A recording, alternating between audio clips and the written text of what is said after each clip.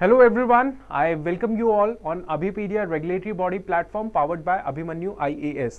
So आज की इस वीडियो के अंदर मैं बात करूंगा कि आप असिस्टेंट कमांडेंट जो है इसकी कैसे तैयारी रख सकते हैं, क्या इसकी एलिजिबिलिटी रहती है, क्या जॉब प्रोफाइल है, posting, promotion, everything I will be covering in this video. But ये तो एक एस्पेक्ट है जो मेजॉरिटी ऑफ स्टूडेंट को लगभग पता होगा। वैसे बहुत सारे स्टूडेंट हैं जिनको इस पोजीशन के बारे में इतना आइडिया नहीं रहता है, इतनी अवेयरनेस नहीं रहती है, वो स्टूडेंट यहाँ से बेनिफिट उठा सकते हैं। बट एक चीज जो मैं यहाँ पे एम्फसाइज करूंगा, क्लैरिटी के साथ एम्फसाइज करूंगा कि देखिए कैसे आप इस पोजीशन के अंदर, जो कि पोजीशन एक अच्छी पोजीशन है, आप एक्सेल कर सकते हो मिनिमम एफर्ट के साथ। प्रोडक्टिविटी जो होगी आपकी मैक्सिमम होगी, ये मैं इंश्योर करूंगा इस वीडियो के दौरान। क्लैरिटी के साथ आपको एक पाथ हम लोग रोड मैप जो है तैयार कर सकते हैं for this position, that is assistant commandant. Clear? तो ये सारा ऑब्जेक्टिव है वीडियो के बनाने का, और एंड में कैसे आप तैयारी कर सकते हैं वो भी मैं बताऊंगा। तो वीडियो जो है एंड तक देखिएगा। फिर अगर आपको वीडियो अच्छी लगी हो तो लाइक कर दीजिएगा, बाकी डिसलाइक करने का भी आपके पास अधिकार है, तो आप वो डिसलाइक भी कर सकते हो, कमेंट भी मार सकते हो अच्छे अच्छे। चलो let's begin with the session. Knowledgeable session है, एक लाइफ में अपॉर्चुनिटीज का पता होता है तभी इंसान उसके लिए एक्सेल करता है, उसके लिए काम करता है ना। तो वो अपॉर्चुनिटीज के लिए हम लोग आपके सामने हैं। अब देखिए, नाउ द पॉइंट इज कि जो असिस्टेंट कमांडेंट है, एसी की जॉब जो होती है, that is in the central arm police forces. CAPF के अंदर जो है एसी की पोजीशन होती है सेंट्रल आर्म पुलिस फोर्सेस के अंदर। अच्छा, मैं ये सब चीजें इसीलिए बता रहा हूं because I am eligible to talk about it.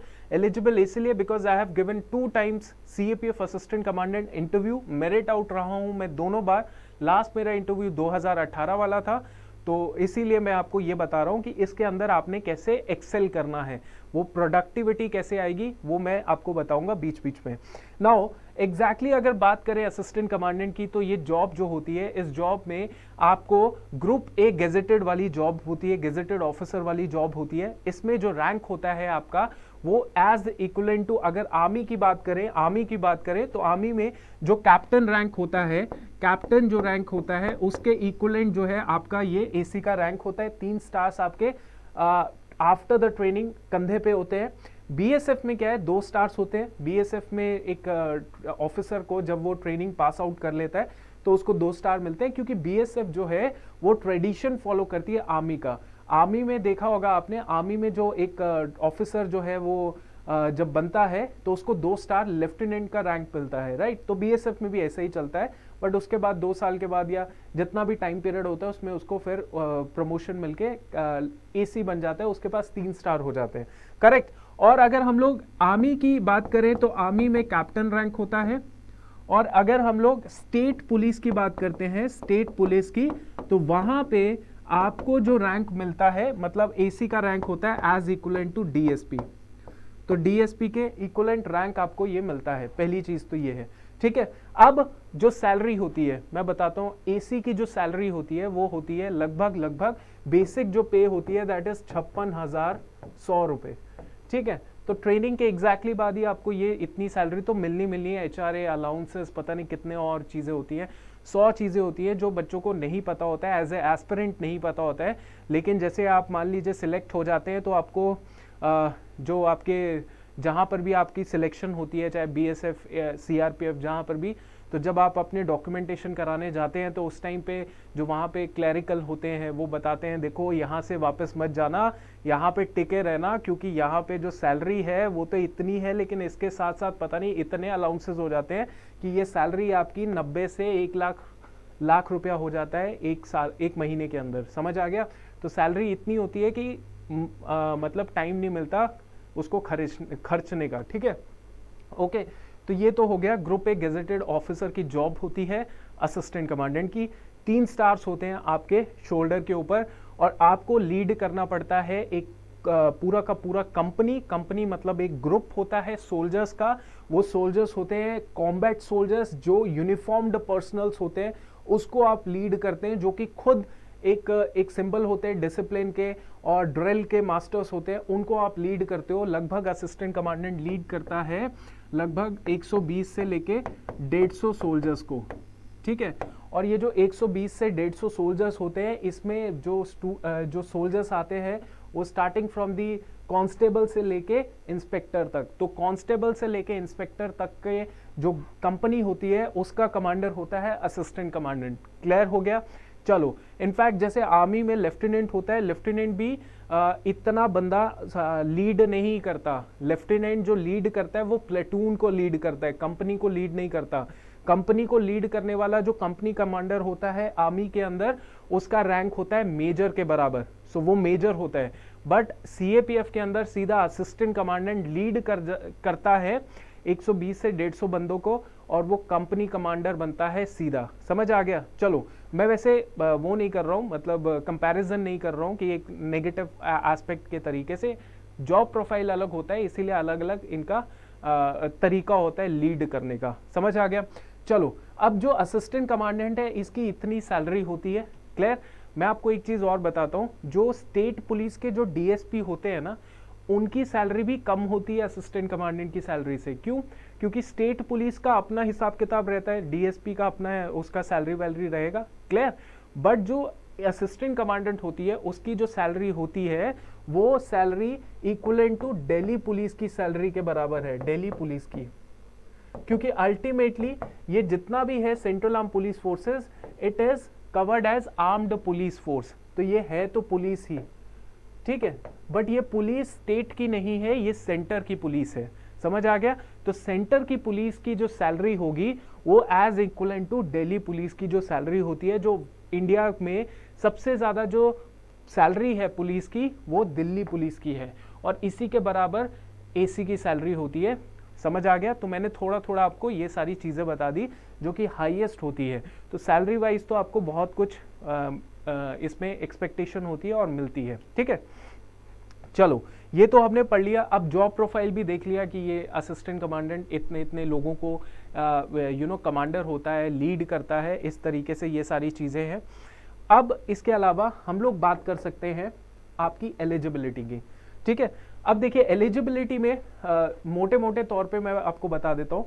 यहाँ पे कोई भी है, जो कोई भी पर्सन है जो, जस्ट अ मिनट, सो कोई भी स्टूडेंट है जो 21 साल का है, 21 ईयर्स या फिर मैक्सिमम 25 ईयर्स, तो ये, और वो ग्रेजुएट है। Graduation is the minimum criteria. So graduate है, सो वो पर्सन जो है ही इज एलिजिबल और she is eligible to apply for this particular exam. अब इसमें क्या है, इसमें यह है कि ये जो 25 साल है वो 25 साल 3 साल एक्सटेंड हो जाएगा, 3 साल एक्सटेंड हो जाएगा ओबीसी के अंदर, 5 साल एक्सटेंड हो जाएगा एससी और एसटी के अंदर। ठीक है, एससी और एसटी के अंदर। ठीक है। इनफैक्ट इसमें जो लोग हैं जो already civilian central government employ हैं, सिविलियन सेंट्रल गवर्नमेंट एम्प्लॉय है, उनको भी 5 साल का एक्सटेंशन मिल जाता है, 5 साल का एक्सटेंशन मिल जाता है। इस पे एक चीज और मैं बताता हूँ, जैसे आप जनरल कैटेगरी के हैं तब तो आप 25 साल तक ही अप्लाई कर सकते हैं, लेकिन आप मान लीजिए 25 साल के अंदर अंदर आप सेंट्रल गवर्नमेंट एम्प्लॉय बन जाते हो, आप मिनिस्ट्री ऑफ डिफेंस में क्लरिकल वाला एलडीसी बन गए, या सेंट्रल गवर्नमेंट एम्प्लॉय बन गए, सिविलियन सेंट्रल गवर्नमेंट एम्प्लॉय, तो उस सिचुएशन में आप 25 साल के जनरल कैंडिडेट थे, आपका 5 साल एक्सटेंशन हो जाएगा, 5 इयर्स का एक्सटेंशन हो जाएगा, जो कि अगर आप सेंट्रल गवर्नमेंट एम्प्लॉय बन गए सिविलियन। ठीक है। अगर आप मान लीजिए ओबीसी के हैं और आप सिविलियन सेंट्रल गवर्नमेंट एम्प्लॉय भी बन जाते हैं, तो आपके पास क्या होगा, देखिए 25 से लेके 25 + 3 28 साल, तो ओबीसी तक तो 28 साल अप्लाई कर सकता है, लेकिन 5 साल और एक्सटेंशन मिल जाएगा। तो उस तरीके से अगर देखा जाए तो 25 + 3 कितना हो गया, 28, 28 + 5 कितना हो गया, 28 + 5 तो मुझे भी समझ नहीं आ रहा कितना होना चाहिए। चलो 28 + 5 हो गया अपना 33 साल, 33 ईयर्स तक बच्चा जो है वो अप्लाई कर सकता है, वो बन सकता है assistant commandant. Okay, decent enough. Okay. और वही 5 मतलब 25 + 5 30, 30 + 5 35, 35 साल तक बच्चा वो अप्लाई कर सकता है। क्लियर हो गया। चलो, तो मैंने आपको ये बता दिया। अब इसके अलावा मैं आपको ये बताना चाहता हूँ कि पे scale, salary, promotion, assistant commandant जो है वो बन जाता है सीएपीएफ के अंदर। सीआरपीएफ के अंदर और बीएसएफ, आईटीबीपी, ये सारी फोर्सेस हैं, इनके अंदर एसी बनता है। लगभग 6 साल लगते हैं, 6 years to become deputy commandant. अब मैं आपको एक चीज़ बताऊं, मैंने तो एक्चुअली ये सब चीज़ें देखी हैं। मेरे बहुत सारे ऐसे दोस्त हैं जो अभी अंडर ट्रेनिंग चल रहे हैं, ट्रेनिंग कर चुके हैं, 2-3-4 साल जिनको हो चुके हैं। तो एसी जब डीसी बनता है ना, तो उसको डिप्टी कमांडेंट बनता है, तो उसको डिप्टी कमांडेंट नहीं कहते, उसको डीसी साहब कहते हैं। तो देखिए एक तरीके से वही फीलिंग आती है, डीसी साहब, इस तरीके से आपको आपके जवान बुलाएंगे, तो ये चीज़ होती है। तो डीसी बनता है 6 years के अंदर। अब आप बोलेंगे 6 साल के अंदर डीसी बन जा रहा है, ऐसा नहीं है। देखिए ये जो टाइम पीरियड है, ये 6 की जगह 10 साल भी हो जाता है। इट डिपेंड्स अपॉन आपका कितना आपने एडवेंचर किया है, कितनी लाइफ में जो 6 साल 5-6 साल जितना भी एसी की उसमें है, कितना आपने मेहनत की है उसके अंदर, और ये सारी चीज़ें मैटर करती है इस वैकेंसी के अंदर, इस प्रमोशन के अंदर। और ये डिपेंड करता है फोर्स टू फोर्स। कईयों को 8 साल भी हो जाते हैं डीसी बनने में, 10 साल भी होते हैं, 11 साल भी होते हैं, कई 4.5-5 साल में भी बनते हैं डिप्टी कमांडेंट। ठीक है, फिर उसके बाद आपका सेकंड इन कमांड आता है, सेकंड इन कमांड, फिर आपका आता है कमांडेंट, फिर डीआईजी, आईजी, इस तरीके से चलता रहता है। ठीक है, तो मैंने आपको ये सारी चीज़ें बता दी। ओके, अब अल्टीमेटली मैं आपको एक चीज़ बता देता हूँ। चलो, अब मैं एलिजिबिलिटी आपकी क्लैरिटी हो गई, ग्रेजुएशन चाहिए, 3 साल 5 साल ये सारा पता लग गया। आप मोस्ट प्रोबेबली आप एलिजिबल भी होंगे इस जॉब के लिए। ठीक है, अब इसमें क्या है, कुछ इंपॉर्टेंट की पॉइंट्स है, वो की पॉइंट्स के बारे में मैं बताता हूँ, उसके बारे में कि कैसे आप उस चीज़ को कर सकते हो।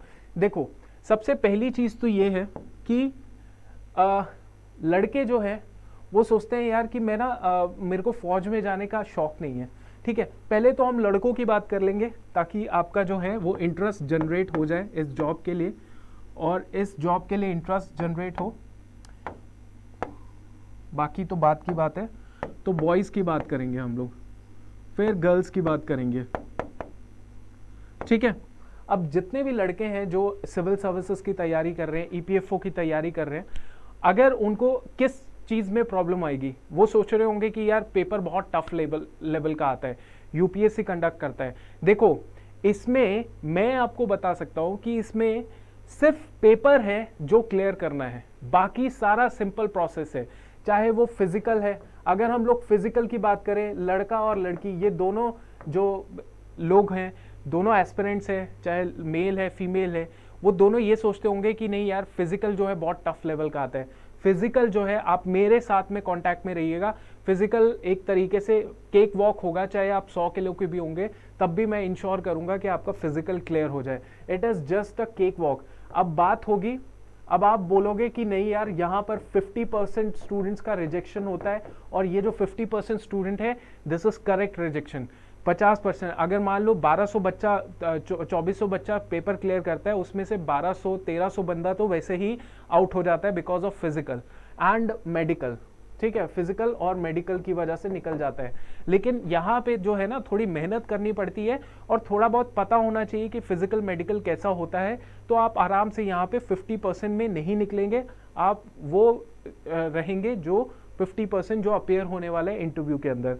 फिजिकल मेडिकल यहाँ पे ना लड़कियों के लिए मुश्किल है ना लड़कों के लिए, लेकिन यहाँ पे तब भी 50% रिजेक्शन इसलिए होता है क्योंकि बच्चों को पता नहीं होता क्या प्रोसेस है, कैसे कितना मेहनत करनी है, ताकि आपका सिविल सर्विसेज या कोई और एग्जाम भी रुके ना, उसकी भी तैयारी करते रहो और यहाँ पर भी आप अपना मैक्सिमम बेस्ट परफॉर्मेंस करो।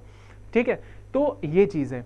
Physical medical not a very big thing for you. ठीक है, अब आप बोलेंगे मैं फिजिकली मेरी हाइट कम है, मेरी हाइट ज़्यादा है, मेरी हाइट कम है, मेरा वेट ज़्यादा है, मेरे को ये इशू है वो इशू है। यार पहले आप ना एग्ज़ाम क्वालिफाई कर लो। एग्ज़ाम क्वालिफाई करने के बाद ना फिजिकल मेडिकल में ऐसे कुछ लूप होल्स हैं, ऐसा लूप होल मैं बोलूँगा इसीलिए क्योंकि मैंने खुद 2 बार ये फिजिकल मेडिकल दिया है, तो मुझे खुद समझ आ गया कि कितना बड़ा ये जो लूप होल है वो चलता रहता है। ठीक है, तो पहले एग्ज़ाम क्वालिफाई करना है, उसके बाद इंटरव्यू है। तो इंटरव्यू के लिए अब जितने भी स्टूडेंट्स हैं जिन्होंने ईपीएफओ का एग्जाम दिया, उनको भी अब यूपीएससी जो है इंटरव्यू लेने वाली है। तो ये इंटरव्यू का जो प्रोसेस होता है ये भी इतना डिफिकल्ट नहीं होता, आप इसमें आराम से एक्सेल कर सकते हो, ज़्यादा मुश्किल नहीं होता। ठीक है, अब एक चीज़ और भी है, अब गर्ल्स के लिए ये गर्ल्स जो है ये इस तरीके की जॉब को रिकमेंड नहीं करती। दे फील लाइक कि यार इतना कौन जंगलों में रहेगा, इतना कौन ड्यूटी करेगा। बहुत सारी एस्पेक्ट होती है जहाँ पे इतना ज़्यादा दिखता नहीं है, ग्लैमराइज नहीं किया जाता है, या कई बार जो रियलिटी है वो नहीं दिख पाती है कि गर्ल्स के लिए ये जॉब जो है one of the best jobs है। क्यों? आपको पहले दिन ही पावर की फीलिंग आएगी, that you have a power, at the same time you will be having a responsibility also. And सबसे बड़ी चीज़ है, सोसाइटी आपको रिस्पेक्ट से देखेगी।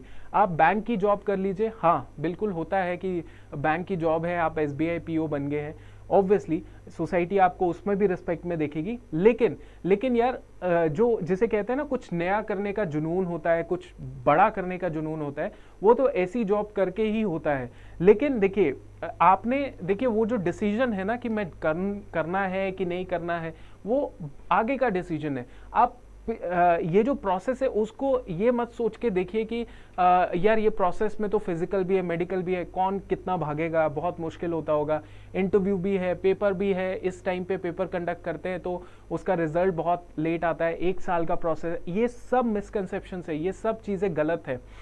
इस एग्जाम में मैं आपको बताता हूँ ट्रांसपेरेंसी क्या है। एक चीज़ बताता हूँ, देखो ये एग्जाम में ना, सिर्फ ये एग्जाम पूरा जो स्टार्टिंग से लेके एंड तक का जो प्रोसेस है, it takes 1 year, complete 1 year, 1 साल तक रहेगा ही रहेगा। लेकिन ये एग्जाम के अंदर सिर्फ 1 दिन है जहां पे आपको बेस्ट परफॉर्म करना है, बाकी सारा तो आप भूल जाइए प्रोसेस को, बाकी सारा प्रोसेस आपके दिमाग से चला जाना चाहिए, ठीक है। सो इस एग्जाम में 1 साल ही लगेगा, 1 साल ही लगेगा।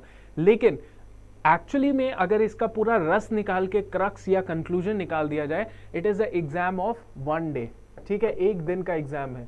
मेरे को ये लगता है, रीजन मैं बता देता हूँ, इसका रीजन बहुत सिंपल है। इसका रीजन ये है कि 1 दिन के अंदर आप, वो 1 दिन कौन सा है, वो 1 दिन है आपका टेस्ट वाला दिन। टेस्ट में क्या है, आपका पेपर 1 आएगा, पेपर 2 आएगा। पेपर 1 MCQ ऑब्जेक्टिव टाइप आएगा और पेपर 2 जो आएगा वो सब्जेक्टिव होगा, ठीक है। आपने ये दोनों पेपर में बेस्ट परफॉर्म करना है, और जिस दिन आपने बेस्ट परफॉर्म कर दिया उस दिन आप मुझसे मिल लेना, because I M veteran in this preparation. तो मैं आपको आगे की प्रोसेस के लिए बोलने को यही कहूँगा कि भूल जाओ। अब आप मान के चलिए कि अगर आपने यहाँ पे बेस्ट परफॉर्म किया है, तो अब आप ये सोच के चलिए कि आपका सिलेक्शन हो सकता है और हो जाएगा, अगर आप उस हिसाब से चले जिस हिसाब से मैं कह रहा हूँ, आपको एडवाइस दे रहा हूँ, ठीक है। तो ये 1 साल की प्रोसेस को देख के घबराना नहीं है कि हाँ 1 साल की प्रोसेस है तो बहुत मुश्किल आ रही है, ठीक है। तो फिजिकल मेडिकल लड़कियों के लिए केक वॉक है। क्यों? देखो मेरा जो है 2017 में मैंने फिजिकल मेडिकल दिया था पहली बार अपना। तो उस टाइम पे क्या था, मुझे बहुत क्लैरिटी से पता है, क्योंकि 2017 में वैकेंसी बहुत कम आई थी, 170 150 ऐसा कुछ फिगर था। उस टाइम पे बच्चों ने क्वालिफाई भी बहुत कम लोगों ने किया। उसमें जो लड़कियां थी, देखो लड़कियां इसीलिए प्रेफर नहीं करती हैं, है ना, बहुत कम प्रेफर करती है। लेकिन जो प्रेफर करके पेपर क्वालिफाई कर ले, उनका सोचो क्या होता है, उनका ये होता है कि जब फिजिकल मेडिकल में वो जब जाती है ना, तो उनका अलग से बैच उनका बुलाया जाता है। तो जब बुलाया जाता है तो वो फिजिकल मेडिकल में जो लड़कियां क्वालिफाई कर देती है, वो सीधा सीधा, मेरे टाइम पे ऐसा हुआ था, क्योंकि वो 3-4 लड़कियां जो थी वो सिर्फ एक लेफ्ट लड़कियां थी, मतलब बच गई थी, ग्रुप में नहीं आई थी किसी लड़कियों वाले ग्रुप में, वो हमारे ग्रुप में आ गई थी। उनका थोड़ा डिले कर दिया गया था, उन्होंने डिले कर दिया था अपना मेडिकल डेट, तो हमारे ग्रुप में आई थी। तो वो 5 लड़कियां थी, 5 में से 2 लड़कियों ने क्वालिफाई किया था अल्टीमेटली फिजिकल टेस्ट। तो हमारे जो कमांडेंट थे उन्होंने सीधा ये कह दिया था, नाउ दे आर फाइनली, इनको तो डेफिनेटली इनको सर्विस मिल जाएगी। क्यों? क्योंकि देखो पहली बात है, फिजिकल मेडिकल में आपने एक बार क्वालिफाई कर लिया ना, तो उसके बाद इंटरव्यू में ना, विच इज़ अ मेक और ब्रेक टाइम। तो जब लड़कियां यहाँ पे जाती है ना इस स्टेज में, मैं अब ये नहीं बोल रहा कि यहाँ पे जेंडर प्रेफरेंस किया जाता है, बट कहीं ना कहीं जब आप इतने वहाँ से उठ के आते हैं जहाँ पे कोई प्रेफर नहीं करता है ऐसी जॉब को, वहाँ से आप अपना जो है पाथ को डिसाइड कर रहे हो, तो उस सिचुएशन में क्या रहेगा, इंटरव्यूअर्स जो होंगे आपको एसेस करेंगे और इन अ पॉजिटिव मैनर करेंगे, और दे वुड बी थिंकिंग कि ये लड़की जो है ये सूटेबल है, इसको सीधा मार्क्स दे दो। And this is what happened in 2018 and 17 also. मेरे टाइम पे सबसे ज़्यादा मार्क्स जो है लड़कियों को मिले थे, सबसे ज़्यादा 117 मार्क्स जो है एक लड़की ने स्कोर किया था, 117 आउट ऑफ 150। 150 में से 117 मार्क्स, वो लड़की का नाम मुझे याद नहीं आ रहा, बट उन्होंने स्कोर किया था। क्या क्या बहुत खास था उसमें? उसमें सिर्फ एक चीज़ की खासियत थी कि हाँ, मुझे ये नहीं देखना कि बहुत सारा जो चंक है हमारे सोसाइटी का वो उस जगह में उस जगह जा रहा है। मैं चाहती हूँ कि मुझे अपने अपने जो कम्युनिटी है उसको रिप्रेजेंट करना है ना। तो इस तरीके से कुछ अलग ये सोच थी, है ना। तो उसको वहाँ पे वो प्रेफरेंस मिल गई। तो मैं ये कहना चाहता हूँ कि लड़कियों को जो स्पेसिफिकली जो नहीं जाना चाहती, आप पहले ट्राई तो करिए, आप पहले एग्जाम को क्वालिफाई तो करिए, उसके बाद फिजिकल मेडिकल। देखो, एग्जाम क्वालिफाई करना, फिजिकल मेडिकल, इंटरव्यूज देना, मेंस, सिविल सर्विसेज के मेंस लिखना, इंटरव्यूज देना, वो एक चीज़ है, वो एक चीज़ है, वो 99% है आपका। 100% तो तब होगा जब 1% एक्स्ट्रा आ जाएगा। 1% पता है क्या है? 1% है आपका नाम इन the merit list, name in the merit list. तो जब name in the merit list होता है, चाहे वो एग्जाम पटवारी का हो, चाहे वो एग्जाम क्लर्क का हो, जब नाम आपकी मेरिट लिस्ट में आता है तो जिंदगी तब बदलना शुरू हो जाती है, ट्रस्ट मी। तो जब आपका इस प्रोसेस में, जिस प्रोसेस में आप नहीं चाहते, बाद में क्या पता आपको ऐसा मिल जाए अपॉर्चुनिटी। मेरे दोस्तों ने ऐसा देखा है, दे वर नेवर थॉट ऑफ कि हाँ हम लोग ने इसमें जाना ही जाना है ना। But they gave the exam, they clear the physical, interview में एवरेज स्कोर कर लिया, now they are in the services and they are very happy with the job that they are doing. ठीक है, they are getting salary, everything is sorted. ठीक है, तो girls के लिए ये फिजिकल मेडिकल इंटरव्यूज के लिए प्रेफरेंस मिलती है यहाँ पे। ठीक है, तो ये आप याद रखिए। उसके अलावा टफ लाइफ है। अच्छा, यहाँ पे बोला जाता है कि ये जो जॉब है ये लड़कों के लिए, लड़कियों के लिए, दोनों के लिए टफ है। देखो, ऐसा होता है ना कि टफ तो भैया नॉर्मल जॉब के अंदर भी आपको टफनेस देखने को मिलेगी। जब आप देखेंगे कि जब आप ये सोचेंगे कि ये जो टफनेस है, इस टफनेस में आप देखो, जॉब जो है फर्स्ट 6 ईयर्स आपको हर जॉब के अंदर अपना मुश्किल टाइम ही लगेगा। गवर्नमेंट जॉब के अंदर ऐसा रहता है ना कि वहाँ पे सिर्फ जॉब सिक्योरिटी होती है, सोशल सिक्योरिटी होती है, पैसा आता रहता है, लिमिटेड आता है। लेकिन उधर बहुत सारी ऐसी चीज़ें होती हैं जो आप अभी आपको लग रहा होगा कि ठीक है, सही है, लेकिन जब आप जॉब करना शुरू करते हैं तब बहुत मुश्किलें होती हैं। ठीक है, तो वो मुश्किलें आपको दूसरी गवर्नमेंट जॉब के अंदर भी मिलेंगी। जो मुश्किलें यहाँ पे आपको थोड़ी सी फिजिकल मुश्किलें मिलेंगी। फिजिकल मतलब आपको थोड़े से हाई एल्टीट्यूड टेरेन के ऊपर आपको सर्व करना पड़ेगा, आपको रेगिस्तान में भी सर्व करने को मिल सकता है। बट वो इसीलिए आपको मिलता है, अपॉर्चुनिटी मिल रही है क्योंकि अभी आप नए हैं। और अगर आपको थोड़ा सा तपाया नहीं, मतलब जिसे कहते हैं ना कि लोहा जो है उसको तपा के हम लोग उसको शेप देते हैं, तो वैसा ही यहाँ पर भी चलता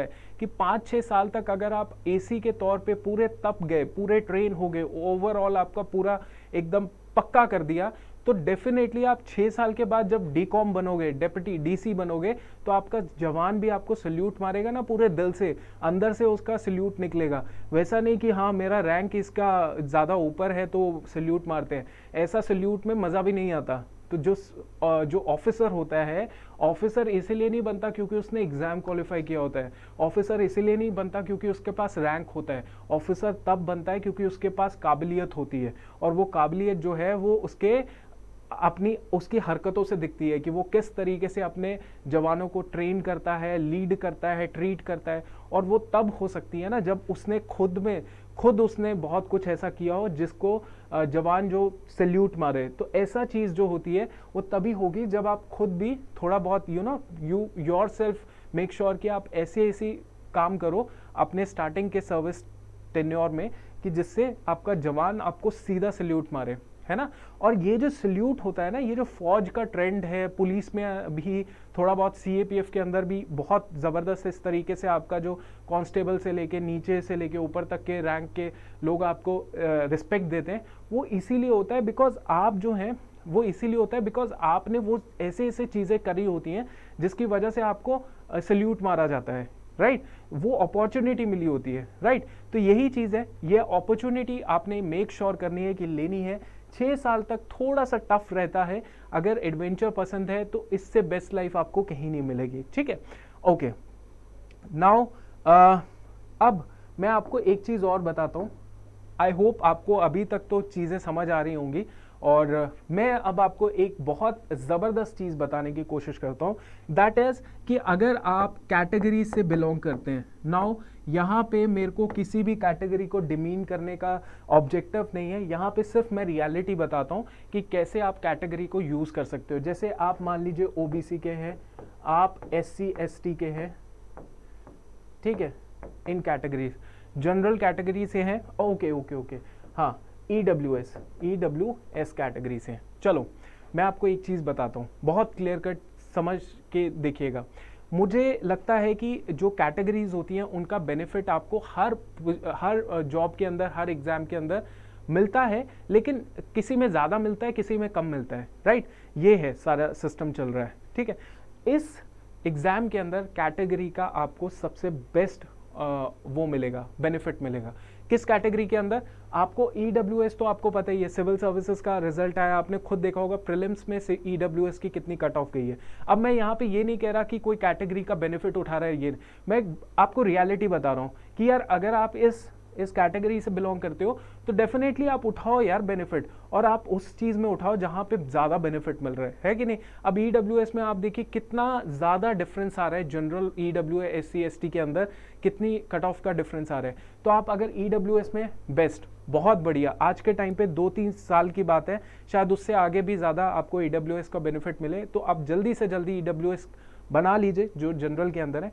EWS में आपको एज का बेनिफिट नहीं मिलेगा, ठीक है, आपको बेनिफिट मिलेगा कट ऑफ का, ठीक है। और आपको पता है कि एक एक नंबर पे CAPF के अंदर कंपटीशन अच्छा होता है, तो एक एक नंबर पे कितने बच्चे जो होते हैं वो खड़े होते हैं, तो कट ऑफ एक नंबर भी ऊपर नीचे चली जाती है तो दुनिया हिल जाती है। जो बेचारे वहाँ पे बच्चे लिस्ट के अंदर होते हैं, है कि नहीं, उनके लिए दुनिया हिल जाती है। EWS में तो एज का नहीं है, बट कट ऑफ में ज़मीन आसमान का फ़र्क है। मतलब अगर 5-10 नंबर का भी डिफरेंस होगा जनरल से, तो वो ज़मीन आसमान ही हो गया, ठीक है। अब मैं OBC के बताऊँ तो OBC में एज में 3 साल का रिलैक्सेशन है, अच्छी चीज़ है। लेकिन अगर कट ऑफ की बात करूँ तो कट ऑफ में कोई डिफरेंस नहीं होता। कट ऑफ में वो एक नंबर का ज़्यादा से ज़्यादा डिफरेंस होता है, और कई बार तो वो भी नहीं होता है अगर वैकेंसी बहुत कम आई हो। SC के अंदर आपको 5 साल का डिफरेंस आ जाएगा, इसमें भी 5 साल का डिफरेंस। और कट ऑफ की बात करें तो इसमें भी ज़मीन आसमान का फ़र्क होता है, if we talk about the general cut off, ठीक है। तो SC ST में भी आपको इतना फ़र्क मिलता है, समझ आ गया? तो आप अगर इन कैटेगरी से बिलोंग करते हैं, ठीक है, तो आपको डेफिनेटली इस फॉर्म को भरना ही चाहिए, क्योंकि ऑब्वियसली बेस्ट है।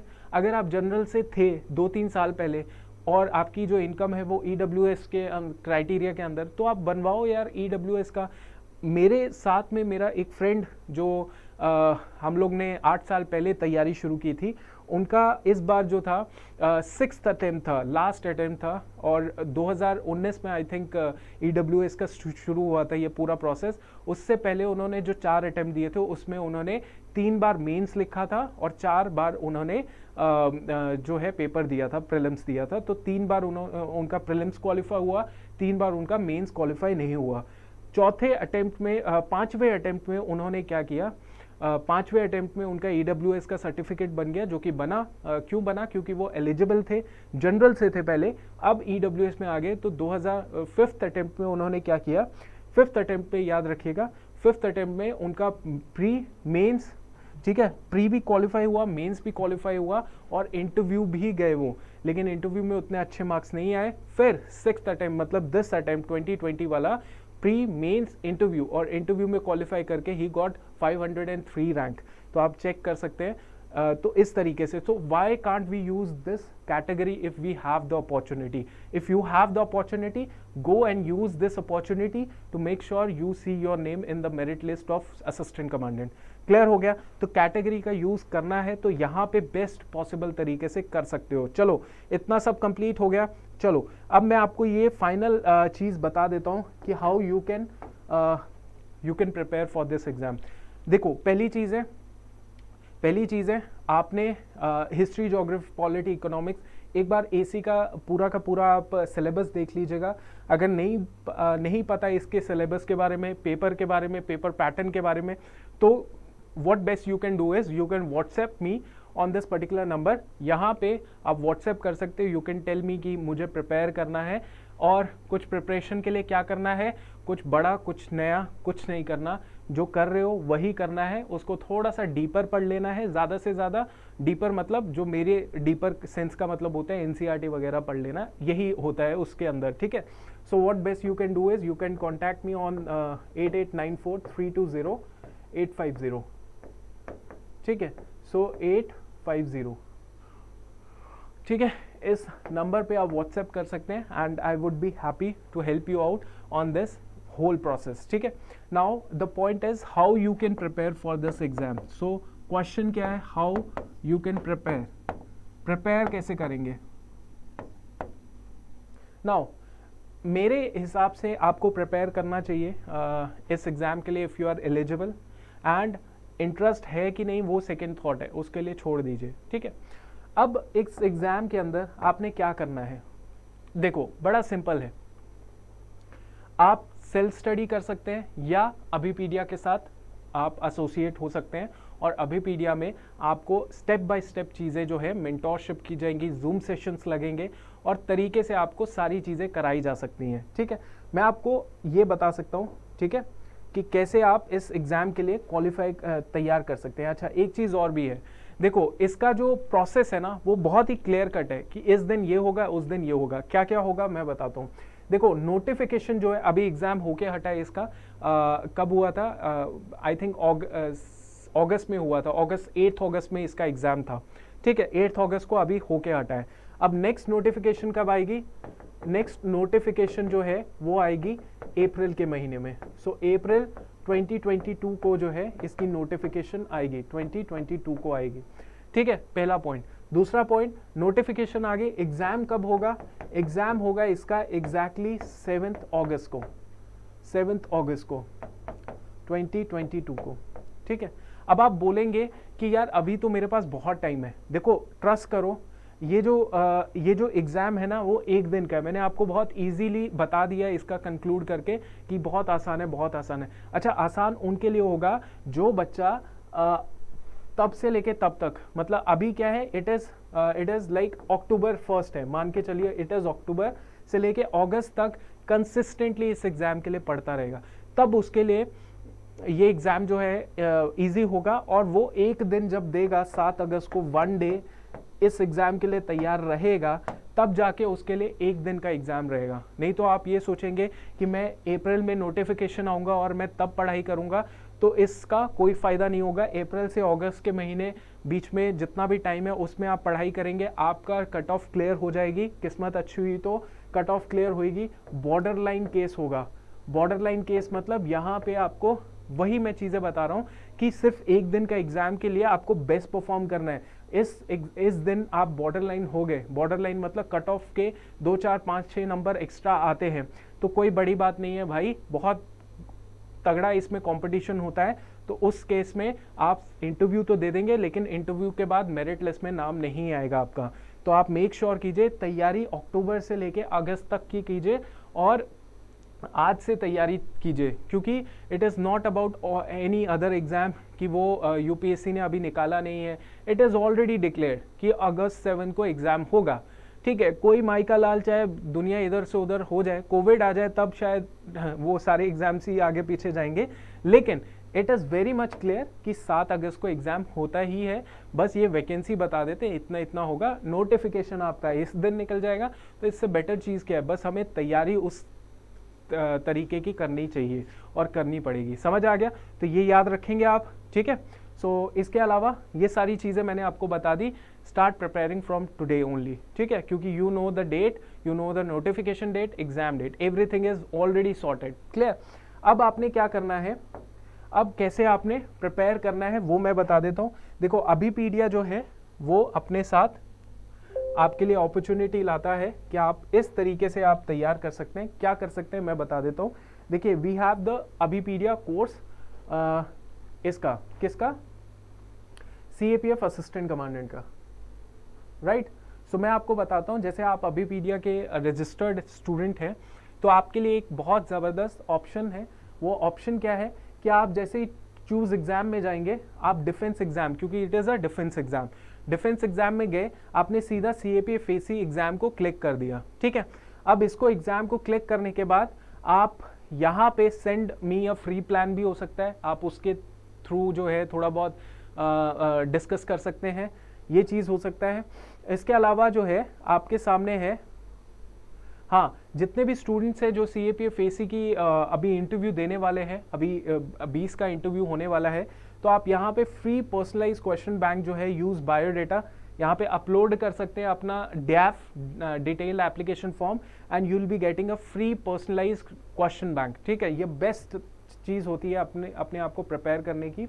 Now we have a CAPF course, paper 1 paper 2 दोनों के लिए है, कंप्लीट कोर्स है, और ये कोर्स जो है आपको बेस्ट अपॉर्चुनिटी, बेस्ट ऑफर दे रहा है। अब ये ऑफर क्या है मैं बता देता हूँ। देखिए यहाँ पे है आपके पास comprehensive complete course paper 1 and paper 2, ठीक है। अब ये जो पेपर 1 पेपर 2 का जो कोर्स है ये कंप्लीट कोर्स है। अब देखिए ये history, geography, polity, economics, current affairs, general science, quantitative aptitude, reasoning and 3-4 subject और होंगे, एनवायरनमेंट हो गया, इकोलॉजी हो गया, आर्ट एंड कल्चर हो गया, मतलब 10-12 सब्जेक्ट्स जो हैं, 12 सब्जेक्ट्स जो है इस कंप्लीट पेपर के अंदर आते हैं, पेपर 1 के अंदर। अब जो बच्चा जो है इस पेपर 1 के अंदर प्रिपेयर कर रहा है तो वो और एग्जाम्स के लिए भी प्रिपेयर कर रहा है, चाहे वो APFC आ गया, चाहे वो EPFO का कोई और आ गया, चाहे वो स्टेट सिविल सर्विसेज आ गया, कोई भी आ गया, उसमें जो सब्जेक्ट होंगे वो इस सब्जेक्ट के अंदर ही कवर हो रहे होंगे।